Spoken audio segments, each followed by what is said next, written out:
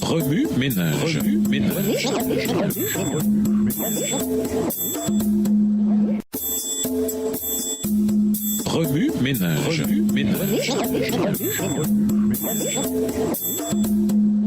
Bienvenue dans votre émission. Remue ménage. Nous voilà à la leçon 11 de faux enseignants. Ils leur promettent la liberté alors qu'ils sont eux-mêmes esclaves d'habitudes destructives, car chacun est esclave de ce qui le domine.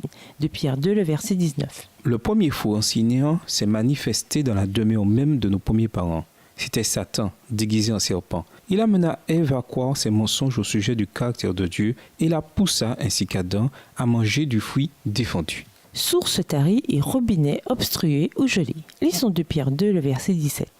2 Pierre 2, verset 17. Ce sont des fontaines sans eau, des nuages que chasse la tempête, l'obscurité des ténèbres leur est réservée. Des sources taries, des robinets obstrués ou gelés. Ces tableaux mots traduisent de grandes aspirations et de profondes déceptions, ce qui soulève certaines questions. Comment gérons-nous la déception? La gérons-nous avec sang-froid ou explosons-nous parce que la personne de nos rêves ou une chose stupide nous a fait fou?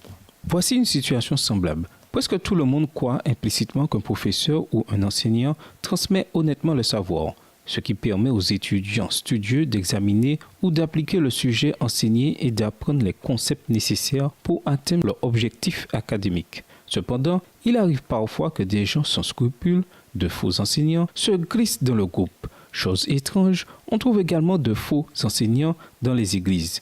Ils y apportent malheureusement de dangereuses hérésies. La Bible les qualifie de nuages emportés par les vents et qui ne donnent pas de pluie. Jude 1, verset 12. Ou de sources taries. 2 Pierre 2, verset 17. Les chrétiens sont des sources d'eau spirituelle. Or, il se trouve que les faux enseignants prétendent justement enseigner la vérité. Mais comment le pourraient-ils sans la puissance du Saint-Esprit? Une conversion authentique et un engagement solide? Ils sont incapables d'une telle mission. La leur est différente, étant fabriquée de toutes pièces par l'ennemi de Dieu. Les vérités qu'ils prêchent sont, par conséquent, mêlées d'erreurs. À ces vases vides, dépourvus d'eau spirituelle, le Maître dira finalement « Je ne vous ai jamais connu, allez-vous-en loin de moi ».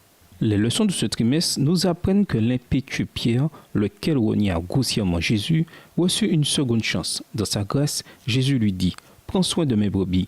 Le Seigneur couvre nos échecs par la tendresse même du Dieu de la seconde chance.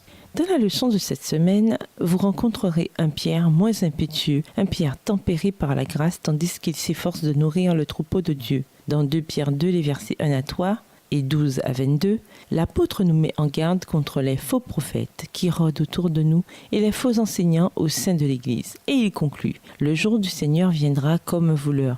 Faites tous vos efforts pour être purs et irréprochables aux yeux de Dieu, mais continuez à progresser dans la grâce et la connaissance de notre Seigneur. » De Pierre 3, les versets 10, 14 et 18. Oui, ménage, comment pouvez-vous discerner les faux enseignants des vrais? Comment pouvez-vous continuer à progresser dans la grâce et la connaissance de Dieu? Au revoir. Et à demain si Dieu veut.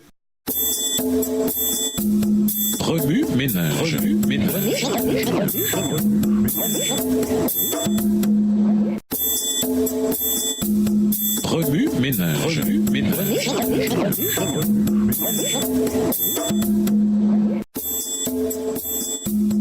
Remue ménage. Remue ménage.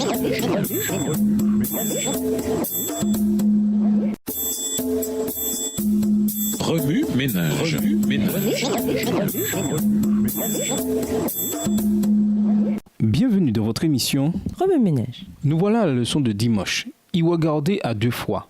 Un faux culte. Lisons Deutéronome 13 et versets 1 à 5. Deutéronome 13, des versets 1 à 5, vous observerez et vous mettrez en pratique ce que je vous ordonne. Tu n'y ajouteras rien et tu n'en retrancheras rien. S'il se lève au milieu de toi un prophète ou un visionnaire qui t'annonce un signe ou un prodige et qu'il y ait accomplissement du signe ou du prodige dont il t'a parlé en disant « Rallions-nous à d'autres dieux, des dieux que vous ne connaissez pas, et rendons-leur un culte. » Tu n'écouteras pas les paroles de ce prophète et de ce visionnaire, car c'est l'Éternel votre Dieu qui vous met à l'épreuve pour savoir si vous aimez l'Éternel votre Dieu de tout votre cœur et de toute votre âme. Vous vous rallierez à l'Éternel votre Dieu et vous le craindrez. Vous observerez ses commandements, vous obéirez à sa voix. C'est à lui que vous rendrez un culte et vous vous attacherez à lui. On trouve les caractéristiques des faux prophètes dans Deutéronome 13, versets 1 à 5. Pour identifier les faux prophètes ou les faux enseignants, il faut regarder à la loupe ceux qui prédisent l'avenir par des songes et qui annoncent un signe ou un prodige. Ces événements dont ils ont parlé et qui peuvent se produire encouragent le peuple à suivre d'autres dieux. Mais le Seigneur lui dit, « Ne te laisse pas impressionner par sa mine et sa taille imposante, car je ne l'ai pas choisi. Je ne juge pas de la même manière que les hommes. Les hommes s'arrêtent aux apparences, mais moi je vois jusqu'au fond du cœur. » 1 Samuel 16, verset 7. Dieu connaît à fond le cœur humain. Par conséquent, nul ne doit dépendre d'un être humain pour connaître les plans de Dieu à son endroit. Pour ne pas être trompé par tout ce qu'on entend, il faut connaître Dieu pour soi-même. Efforce-toi d'être digne d'approbation aux yeux de Dieu comme un ouvrier qui n'a pas à rougir de son ouvrage en annonçant correctement le message de la vérité. De Timothée 2, le verset 15. C'est là la chose la plus importante à faire. Il est donc temps d'y regarder à deux fois avec attention. Les vrais et les faux prophètes dans le Nouveau Testament. Lisons Matthieu 7 et versets 15 à 20. Matthieu 7, les versets 15 à 20. « Gardez-vous des faux prophètes. Ils viennent à vous comme des brebis, mais au-dedans ce sont des loups ravisseurs. Vous les reconnaîtrez à leurs fruits. Cueille-t-on des raisins sur des épines ou des figues sur des chardons? Tout bon arbre porte de bons fruits, mais le mauvais arbre produit de mauvais fruits. Un bon arbre ne peut porter de mauvais fruits, ni un mauvais arbre porter de bons fruits. Tout arbre qui ne produit pas de bons fruits est coupé et jeté au feu. C'est donc à leurs fruits que vous les reconnaîtrez. » Dans Matthieu, nous découvrons également des faux prophètes. Cependant, ils agissent de façon plus subtile. Aujourd'hui, ces faux prophètes sont plus répandus qu'on ne le pense généralement. Ils peuvent même se retrouver directement dans l'Église. Ils prétendent et déclarent être enfants de Dieu, alors qu'ils ne le sont pas. Comme il n'est pas toujours facile d'y voir clair, Dieu nous a donné des moyens de les identifier. Vous les reconnaîtrez à leur conduite. On ne cueille pas des raisins sur des buissons d'épines, ni des figues sur des chardons. Un bon arbre produit de bons fruits et un arbre malade de mauvais fruits. Un bon arbre ne peut pas produire de mauvais fruits, ni un arbre malade de bons fruits. Tout arbre qui ne produit pas de bons fruits est coupé, puis jeté au feu. Ainsi donc, vous reconnaîtrez les faux prophètes à leur conduite. Matthieu 7, versets 16 à 20. C'est donc par leur caractère qu'on verra s'ils sont remplis du fruit de l'esprit décrit dans Galates 5, les versets 22 et 23. Ces gens-là ne sont pas de faux apôtres, des tricheurs qui se déguisent en apôtres du Christ. Il n'y a là rien d'étonnant, car Satan lui-même se déguise en ange de lumière. Il n'est donc pas surprenant que ses serviteurs aussi se déguisent en serviteurs de Dieu juste. Mais ils auront la fin que méritent leurs actions. De Corinthiens 11, les versets 13 à 15.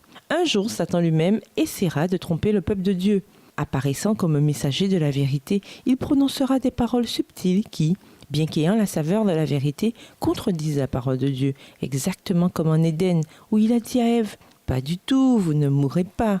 Genèse 3, verset 4. Ainsi, il arrive souvent qu'une fausse information au sujet de Dieu soit très subtile et de ce fait passe facilement pour la vérité. Que devons-nous faire? Lisons 2 Pierre 2, verset 1. 2 Pierre 2, le verset 1. Il y a eu de faux prophètes parmi le peuple. De même, il y a parmi vous de faux docteurs qui introduiront insidieusement des hérésies de perdition et qui, reniant le maître qui les a rachetés, attireront sur eux une perdition soudaine. Pour discerner les faux enseignements des vrais, 1 Jean 4, verset 1 est on ne peut plus clair. Mes chers amis, ne croyez pas tous ceux qui prétendent avoir l'esprit, mais mettez-les à l'épreuve pour vérifier si l'esprit qu'ils ont vient de Dieu. En effet, de nombreux faux prophètes se sont répandus dans le monde. Dieu nous invite à passer ce qu'on nous enseigne au peigne fin. Il veut que nous examinions ces enseignements pour voir s'ils sont conformes aux Écritures et dignes d'être suivis. De faux prophètes sont apparus autrefois dans le peuple d'Israël. De même, de faux enseignants apparaîtront parmi vous. Ils introduiront des doctrines fausses et désastreuses et rejetteront le maître qui les a sauvés. Ils attireront ainsi sur eux une ruine subite. 2 Pierre 2, verset 1. Le message qu'on vous présente nie-t-il la puissance de Dieu, la Trinité ou tout ce que Dieu défend? Ces questions sont un autre moyen de distinguer les vrais enseignements bibliques des faux, de faire la différence entre le bien et le mal. La solution divine. Lisons Psaume 26 et versets 4 à 5. Psaume 26 versets 4 et 5. Je ne m'assieds pas avec les hommes faux, je ne vais pas avec les gens dissimulés. Je hais l'assemblée de ceux qui font le mal. Je ne m'assieds pas avec les méchants. Dans Psaume 26, versets 4 et 5, David nous indique l'attitude à adopter envers ceux qui trompent, qui agissent avec hypocrisie et méchanceté. Il ne les fréquente pas, évite leur compagnie et finalement ne s'associe pas à eux. C'est la meilleure chose que les croyants puissent faire. En tant que croyants, nous pouvons être dans le monde tout en n'étant pas du monde. Dieu nous donne des directives à cet égard et ajoute « Gardez-vous de toute forme de mal » 1 Thessaloniciens 5, le verset 22. C'est là la solution divine et le chemin vers la victoire. Au revoir. Et à demain si Dieu veut. Remue ménage. Remue ménage.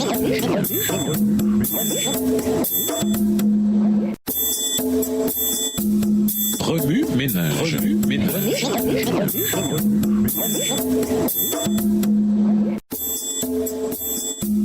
Remue ménage. Remue ménage.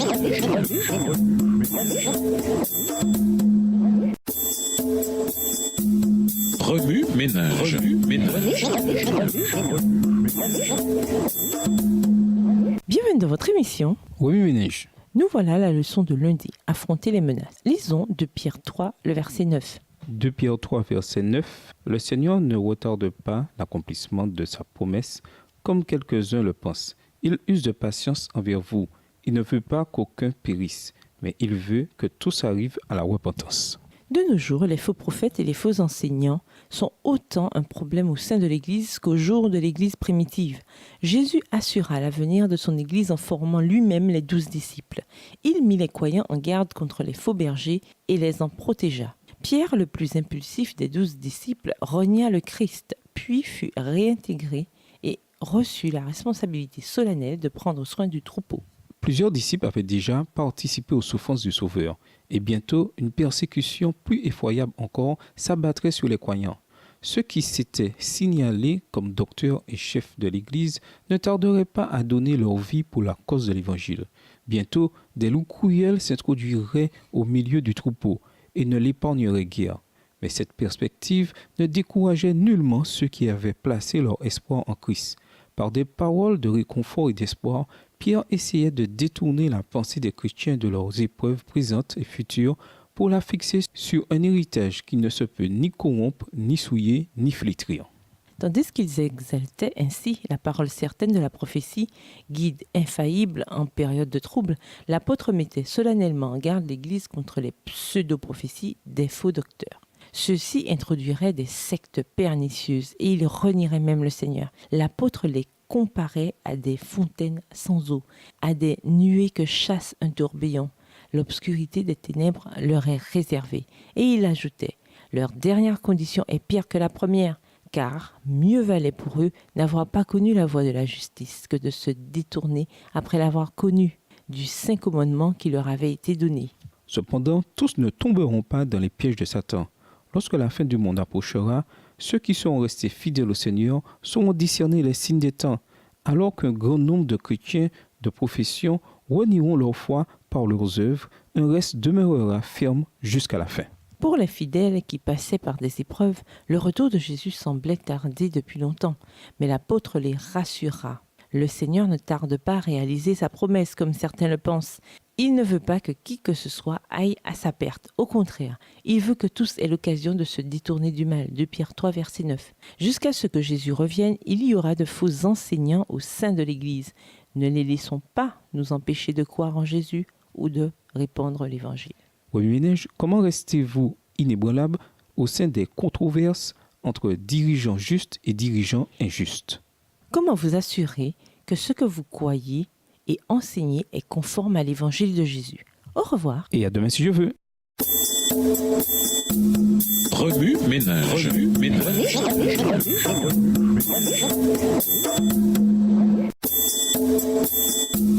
Remue ménage. Remue ménage.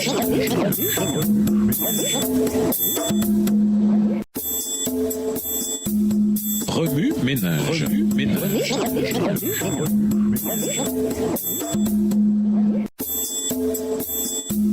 Remue ménage. Remue ménage. Bienvenue dans votre émission. Remue ménage. Nous voilà à la leçon de mardi, de faux enseignements. Lisons Matthieu 7, verset 20. Matthieu 7, verset 20, c'est donc à leurs fruits que vous les reconnaîtrez. Jésus décrit les faux enseignements comme des loups déguisés en brebis. Matthieu 7, verset 15. En lisant les histoires bibliques, vous vous rendrez compte que la Bible foisonne d'exemples de faux enseignants et montre en quoi ils constituent un danger pour le peuple de Dieu. En général, ils sont carrément dans l'erreur et donc facilement identifiables. Mais il arrive qu'ils mélangent subtilement la vérité avec l'erreur, comme le serpent en Éden. Pas du tout, vous ne mourrez pas. Pour arriver à identifier ces individus, nous devons être enracinés et ancrés dans la vérité. En effet, on ne peut identifier une contrefaçon qu'en la comparant avec l'original. Si ces enseignants ne marchent pas conformément à la loi et au témoignage, la vérité n'est pas en eux. Un prophète doit accepter tous les enseignements bibliques et mener une vie en harmonie avec la parole de Dieu. Les livres de 1 et 2 Samuel et de Jérémie nous donnent de clairs exemples de ce qui arrive aux enfants de Dieu lorsqu'ils choisissent de prêter l'oreille aux faux enseignants au lieu d'écouter sa voix. Prenons le cas de Jérémie, prophète choisi de Dieu. Les Israélites tinrent compte du conseil de faux prophètes au lieu du sien. Ils allèrent jusqu'à maltraiter Jérémie parce que son message les contrariait. Faisant fi de la direction divine, ils cherchèrent refuge en Égypte, ce qui les précipita dans la ruine. Si nous ne connaissons pas très bien la parole de Dieu, nous ne tiendrons pas le coup lorsque des faux prophètes se lèveront. Par conséquent, pour distinguer la vérité de l'erreur, étudions la parole de Dieu ligne sur ligne, précepte sur précepte, avec prière, et Dieu nous remplira de sagesse et de discernement. Dans Ézéchiel, le chapitre 13, le Seigneur révèle le sort des faux enseignants qui trompent son peuple et ne s'en repentent pas. D'ici là, il incombe à tous les enfants de Dieu de prendre garde aux faux enseignants, de les identifier, de les éviter et de ne pas s'inquiéter outre mesure. Cependant, on n'insistera jamais trop sur le fait qu'une étude diligente de la Bible sous la direction du Saint-Esprit nous gardera dans le droit sentier et nous protégera de toute supercherie. Oui, Ménage, pourquoi doit-on être capable d'identifier les faux prophètes ? Que faisons-nous pour aider les autres à faire ainsi? Selon la Bible, comment pouvons-nous identifier les faux prophètes? Au revoir. Et à demain si Dieu veut. Remue ménage. Remue ménage.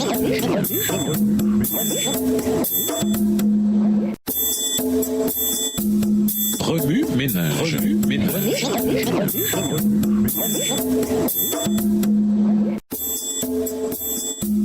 Remue ménage. Remue ménage.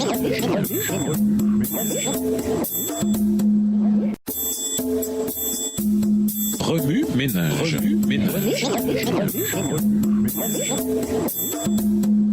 Bienvenue dans votre émission. Oui, Ménage. Nous voilà la leçon de mercredi, des loups déguisés en brebis. Lisons Jean 10, le verset 1. Jean 10, verset 1.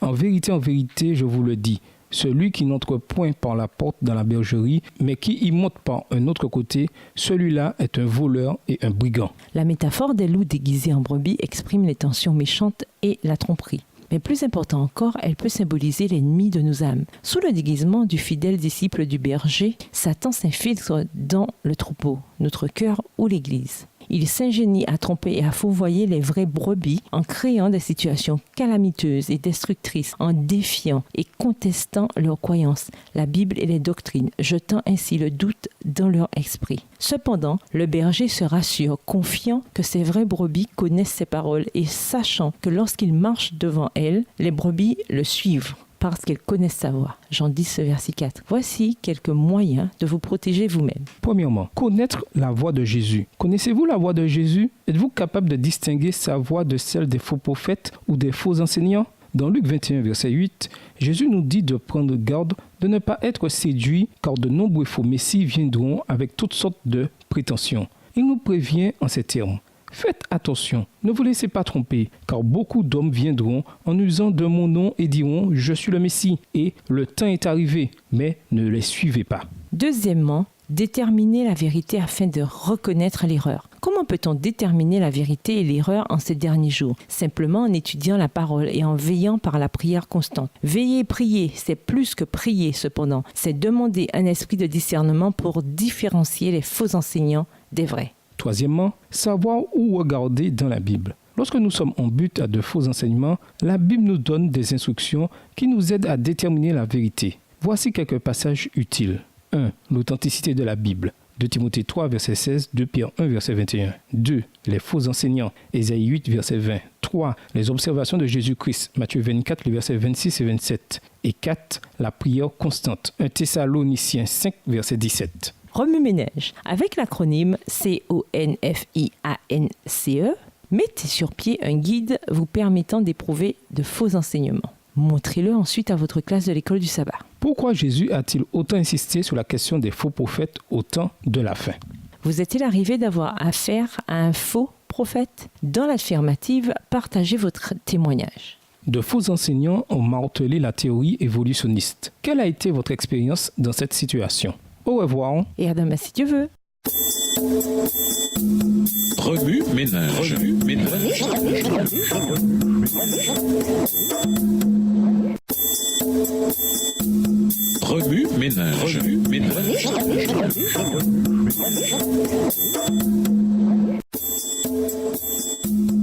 Remue-ménage. Remue-ménage.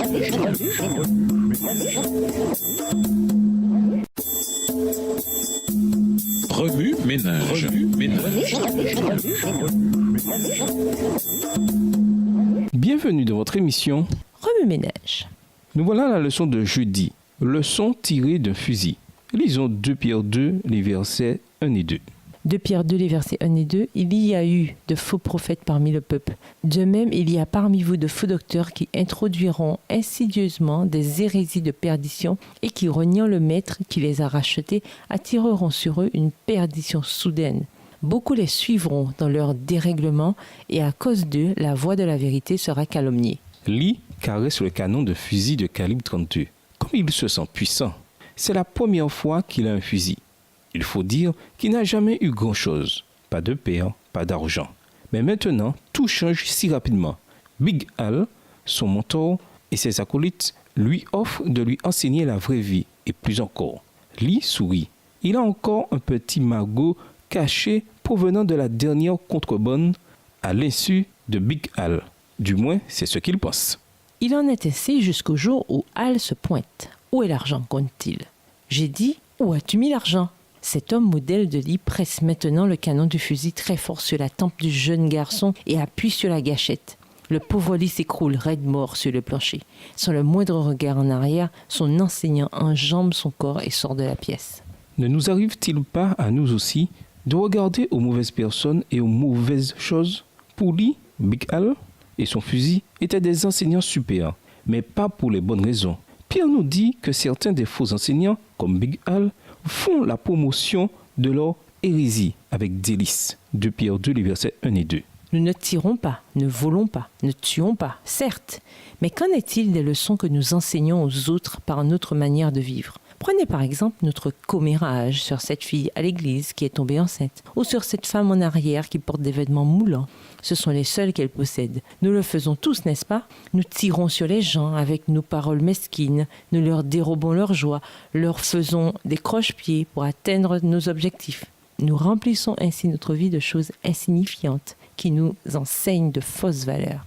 Si, à l'instar de Salomon, tout ce que nous avons à dire à la fin de la journée, c'est que tout part en fumée, Ecclésiaste 12, verset 8, alors notre christianisme n'est qu'un gros zéro. Soyons plutôt cet enseignant qui enrichit la vie des autres, verset 9. Des vies moins mesquines et plus profondes. Voilà ce que le Christ, notre mentor, désire. Remue-ménage, dans un tableau, écrivez le nom d'au moins 10 profs et choses qui ont imprégné votre vie de bonnes valeurs. Avez-vous déjà eu un mauvais mentor? Si oui, écrivez votre réaction et un exemple alternatif qui aurait pu vous conduire à ce moment-là dans une direction différente. Au revoir. Et à demain si Dieu veut. Remue-ménage. Remue-ménage.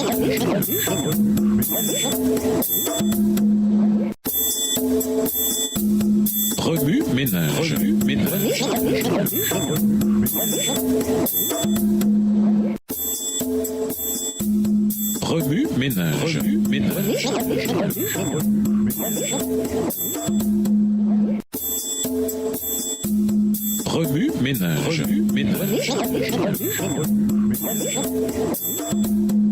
Bienvenue dans votre émission. Remue-ménage. Nous voilà à la leçon de vendredi. La crédibilité d'un dirigeant. Lisons 2 Pierre 2, les versets 1 et 2. 2 Pierre 2 et versets 1 et 2. Il y a eu de faux prophètes parmi le peuple. De même, il y a parmi vous de faux docteurs qui introduiront insidieusement des hérésies de perdition et qui, reniant le maître qui les a rachetés, attireront sur eux une perdition soudaine. Beaucoup les suivront dans leur dérèglement et, à cause d'eux, la voix de la vérité sera calomniée. Pour conclure, Les dirigeants ne sont pas tous légitimes. Certains nous conduisent à Jésus et favorisent notre croissance spirituelle. D'autres nous éloignent de lui à coups de promesses vides. Les Écritures nous fournissent des instructions nous permettant de distinguer le vrai enseignant ou prophète du faux. Fait-il la promotion du vrai culte? Manifeste-t-il le fruit de l'esprit? Ces affirmations sont-elles soutenues par la Bible? Il est de notre responsabilité d'apprendre à peser les idées qui nous sont présentées et de choisir de suivre seulement les dirigeants qui nous aident à nous rapprocher de Jésus. Qu'offrent idées? Créez un mime, une affiche ou un graphique basé sur la première partie d'Hébreux 12, le verset 2. Dessinez un organigramme intitulé « Comment identifier les faux prophètes et interagir avec eux ». Commencez par la question suivante. Cette personne prétend-elle être investie de l'autorité divine? Si oui, alors elle prétend être un prophète. Passez alors aux étapes suivantes, etc. Terminez par la question « Dois-je faire ce qu'elle dit ?» Faites un brainstorming pour trouver davantage de comparaisons modernes. Un faux enseignant ou un faux prophète ressemble à une lunette de visée inadéquate, ou à un GPS qui donne la mauvaise direction, ou à une pile morte, etc. Parce que...